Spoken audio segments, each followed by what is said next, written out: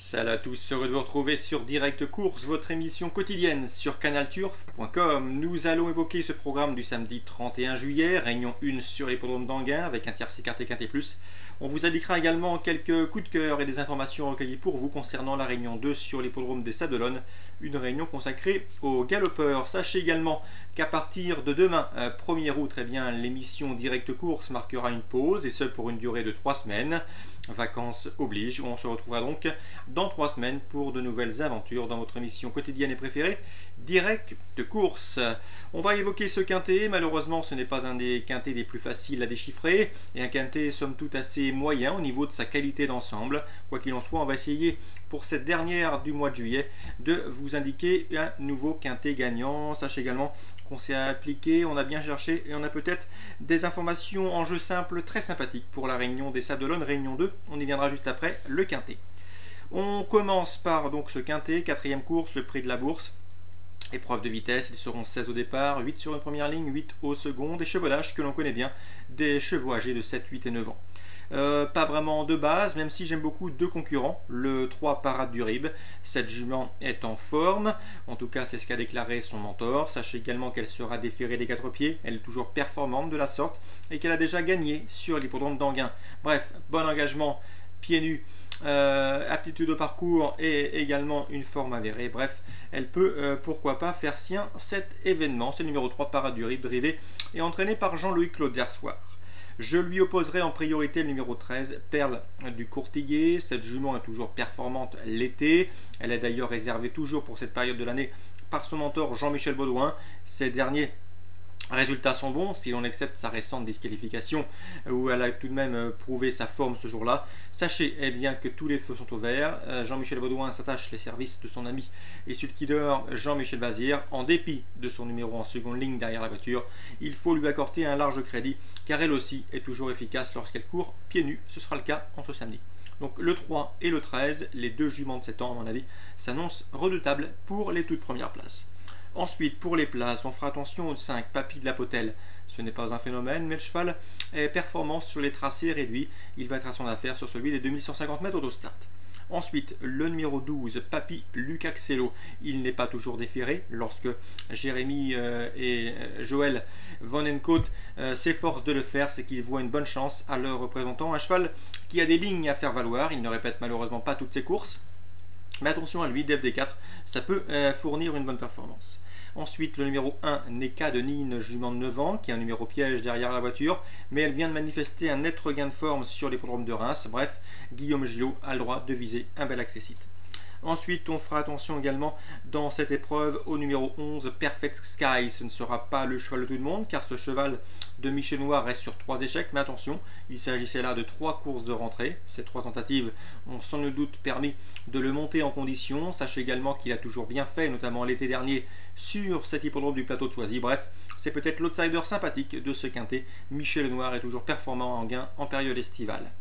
Ensuite, je retiendrai le numéro 7, Nabab du Relais, entraîné, drivé Romain Derieux. Ce n'est pas non plus un cheval qui possède une grosse marge, il est dans sa catégorie, mais c'est un cheval qui, à la faveur d'un parcours caché, peut terminer très vite car il excelle également sur les tracés de vitesse. Bref, dans cette épreuve relativement ouverte, je prendrai en base le 3 Parade du Rib et le 13 Perle du Courtillé, des bases pour un jeu quinté. Ensuite, on retiendra le 5 Papy de la Potelle, le numéro 12, Papy Lucaxello, le numéro 1, Neka de Nîmes, le numéro 11, Perfect Sky, notre outsider dans cette épreuve, ou encore le 7, Rapide, c'est un Nabab du Relais. Pour les regrets, on pourrait citer le numéro 8, Horsemanling, deuxième atout de Philippe Gillot. Le cheval est confié à Mathieu Abrivard, qui l'a déjà mené au succès. Ça peut être un plus pour, éventuellement, pour une formule champ réduit. On poursuit toujours en réunion 1 à Anguin. Sachez que dans la 7e, j'ai quelques informations intéressantes, notamment Georges Fournigo, frère de l'entraîneur qui présente le 709 Kizikato. Kizikato, un cheval qui en dernier lieu n'a pas fourni sa valeur. Le cheval est bien parti, ensuite il a trop tiré, il s'est donc épuisé et asphyxié en tête de course. Il faut le racheter impérativement car d'après les dires de son entraîneur, à savoir Georges Fournigo, le cheval est en retard de gain et il a de l'argent à prendre sous la selle. Donc attention, on vient ici à Anguin avec des ambitions. Il faut complètement oublier sa dernière tentative. S'il ne tire pas, il sera redoutable. Dans cette épreuve, également une bonne note sur le 713 Kelgibus, comme vous le savez sans doute. Lors de ses dernières tentatives, j'ai pu converser avec Bruno Muel, qui nous avait confié que le cheval était performant sous la selle. D'ailleurs, il l'a prouvé en dernier en terminant deuxième d'une épreuve course PMU dans le sud-ouest du pays, où il était devancé par un cheval déclassé, Le Vent a changé, qui est sous la férule de Thierry Duval d'Estaing. Kelgibus se plaît sous la selle. Ces deux parcours dans la discipline se sont soldés par autant de podiums. Bruno Muel a des raisons de venir ici à Enghien avec des prétentions. Et bien évidemment, on ne peut passer sous silence la candidature du 716, Cassia Deneuzy. Lui aussi, on le connaît bien, puisque comme vous le savez sans doute, dernièrement et en dernier lieu d'ailleurs, nous avons conversé avec Aurélien David, son mentor, qui était confiant. Le cheval a pris une deuxième place, un cheval qui a déjà bien fait sous la selle, confié à Eric Raffin, bien engagé.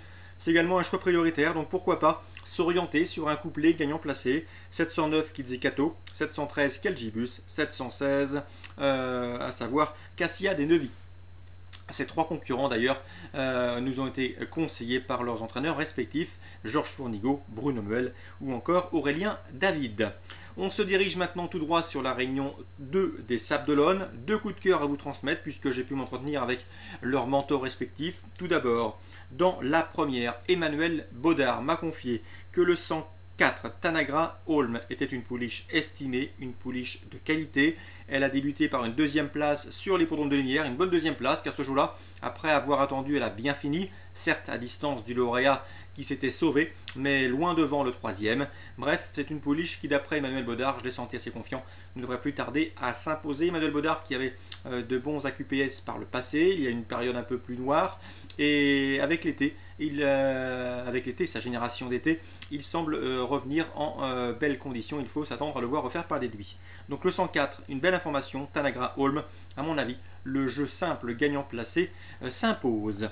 Dans la deuxième, c'est Alain Couetil avec lequel j'ai pu m'entretenir. Il présente le 205, à savoir Silène de Saisie. Ce n'est pas une phénomène. En dernier lieu, elle est quelque peu déçue, mais elle a des circonstances à faire valoir, est un petit peu moins bien. Mais attention à elle, d'après Alain Couetil, le lot n'a rien d'extraordinaire et il ne serait nullement surpris de la voir jouer les premiers rôles et pourquoi pas s'imposer, car je vous le répète, le lot qu'elle affronte est de modeste facture. Cette Silène de Saisie s'annonce d'après lui redoutable, lui qui est bien placé dans cette catégorie des AQPS. Il a encore scellé une gagnante cette semaine, une Schtroumpfette qui d'après lui, j'ai pu m'entretenir avec ce dernier, devrait pouvoir courir à cran l'épreuve des AQPS réservée aux meilleurs AQPS du moment dans sa génération et ensuite se diriger sur une course parisienne. Quoi qu'il en soit, pour Sables d'Olonne, réunion 2 en ce samedi, le 104 à savoir Tanagra Holm, le 205 l'élève d'Alain Couetil. À mon avis, ce sont deux points d'appui tout à fait sympathiques. Il ne faut pas s'en priver, leurs entraîneurs sont confiants. Voilà, tout est dit pour ce samedi 31 juillet. Très bon jeu à tous, bon week-end, bonnes vacances si vous avez la chance de l'être au courant de ce mois d'août. Quoi qu'il en soit, nous on se retrouve dans 3 semaines pour une nouvelle émission Direct Course.